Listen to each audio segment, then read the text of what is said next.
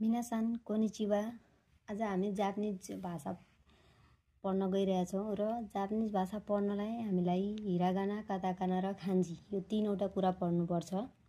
सबभन्दा सुरुमा बेसिकमा हामीले यो लेटरहरू पढ्नुपर्छ। यो लेटर भनेको हाम्रो अ आ क ख जस्तै हो र यो जम्मा 46 वटा हुन्छ, 46 वटा हुन्छ, जसमा हामी अब पढ्ने गइरहेछौँ।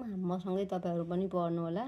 आ इ उ ए ओ का कि कु के को सा सी सु से सो ता ची चु ते तो ना नि नु ने नो हा हि फु हे हो मा मी मो मे मो या यु यो रा रि रु रे रो वा ओ न।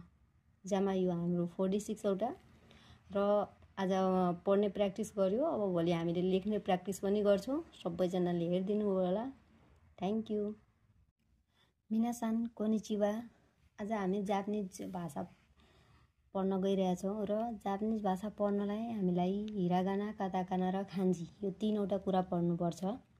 सबभन्दा सुरुमा बेसिकमा हामीले यो लेटरहरू पढ्नुपर्छ। यो लेटर भनेको हाम्रो अ आ क ख जस्तै हो र यो जम्मा 46 वटा हुन्छ, 46 वटा हुन्छ, जसमा हामी अब पढ्ने गइरहेछौँ। मसँगै तपाईहरु पनि पढ्नु होला। आ इ उ ए ओ का कि कु के को सा सी सु से सो ता ची चु ते तो ना नि नु ने नो हा हि फु हे हो मा मी मो मे मो या यु यो रा रि रु रे रो वा ओ न।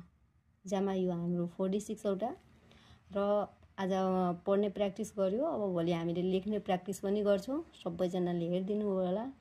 Thank you. मिनासान कोनिचिवा। आज हामी जापानिज भाषा पढ्न गइरहेछौँ र जापानिज भाषा पढ्नलाई हामीलाई हिरागाना, काताकाना र खान्जी यो तीनवटा कुरा पढ्नुपर्छ।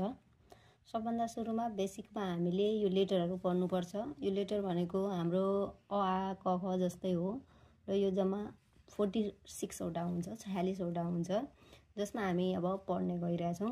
मसँगै तपाईहरु पनि पढ्नु होला। आ इ उ ए ओ का कि कु के को सा सी सु से सो ता ची